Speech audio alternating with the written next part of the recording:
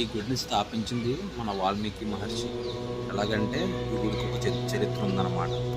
ఒక పాము స్వామివారి పాదాల వద్ద ఉండి అలా మట్టిలో కలిసిపోవడంతో స్వామివారికి పుట్టకొండ అనే పేరు వచ్చిందనమాట.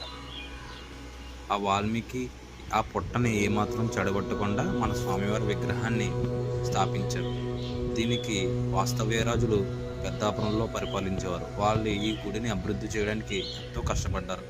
ఆ కాలంలోనే స్వామివారికి 100 ఎకరాలు రాసిచ్చారు.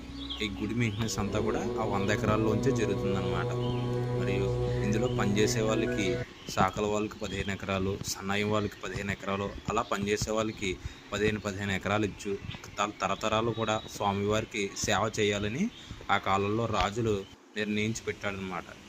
ఒకప్పుడు ఈ గుడి నుంచి మన తిరుమల తిరుపతి దేవస్థానానికి అప్పు ఇచ్చినట్లు కూడా చరిత్రలో ఉందన్నమాట.